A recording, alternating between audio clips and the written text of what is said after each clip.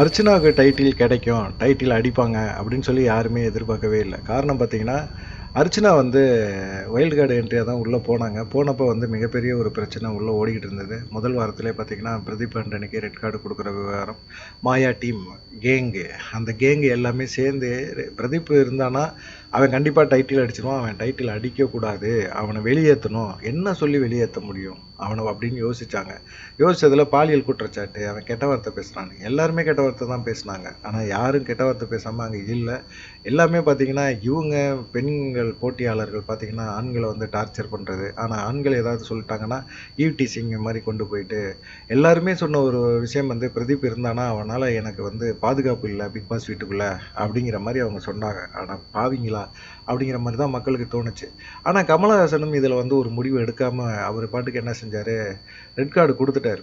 ஏன்னா விஜய் வர்மாக்கெல்லாம் ஸ்ட்ரைக்கு கொடுத்தாரு. ஆனால் பிரதீப்புக்கு மட்டும் டைரெக்டாக ரெட் கார்டு கொடுத்துட்டாரு. ஏன்னா பெண்கள் சொல்லிட்டாங்க பாதுகாப்பு இல்லை அப்படின்னு சொல்லிட்டாங்க அப்படிங்கிற மாதிரி சொன்னாங்க. இந்த மாதிரி சமயத்தில் அர்ச்சனா உள்ளே போயிருந்தாங்க. ஒரு வாரம் தான் ஆயிருந்துச்சு.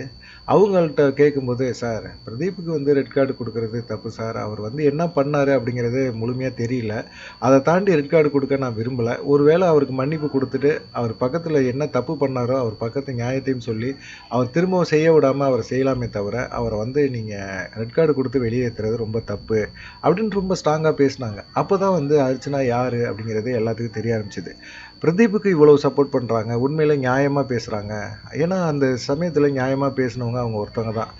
விசித்ரா கூட ரொம்ப போல்டாக பேசாமல் கொஞ்சம் பிரதீப்புக்கு சப்போர்ட்டாக பேசினாங்க. தினேஷும் அதே மாதிரி பேசினார். ஆனால் அர்ச்சனா வந்து ரொம்ப போல்டாக பேசினாங்க.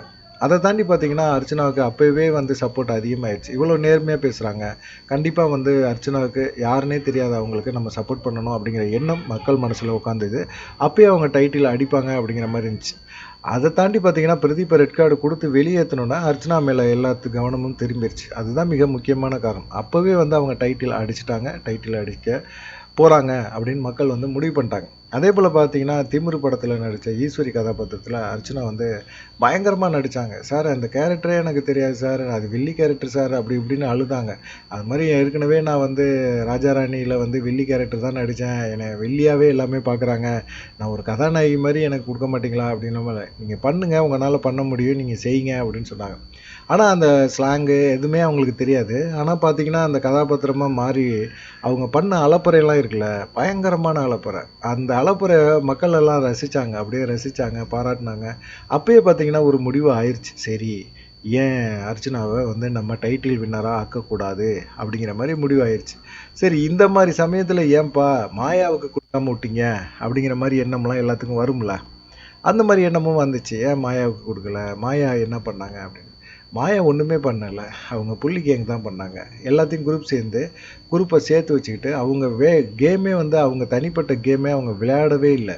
அவங்களுக்குள்ளே இருக்க திறமையை அவங்க வெளிக்காட்டவே இல்லை. அதனால தான் மாயா வந்து தோற்று போனாங்க. மாயா வந்து இவ்வளோ தூரம் 3வது இடத்துக்கு வரைக்கும் கொண்டு வந்ததுக்கு மிக முக்கியமான காரணம் கமலஹாசன் தான் அப்படிங்கிறது எல்லாத்துக்கும் தெரியும். ஏன்னா மாயாவை வந்து கமலஹாசனுக்கு ரொம்ப பிடிக்கும். அதனால வந்து அட்லீஸ்ட் ஒரு ஃபைனல் 5 பேரில் கொண்டு வரணும். அதுக்கப்புறம் 3வது இடத்துக்கு கொண்டு போகணும். யாரும் பெருசாக பிரச்சனை பண்ணலன்னா 3வது இடத்துக்கு கொண்டு போகணும் அப்படின்னு.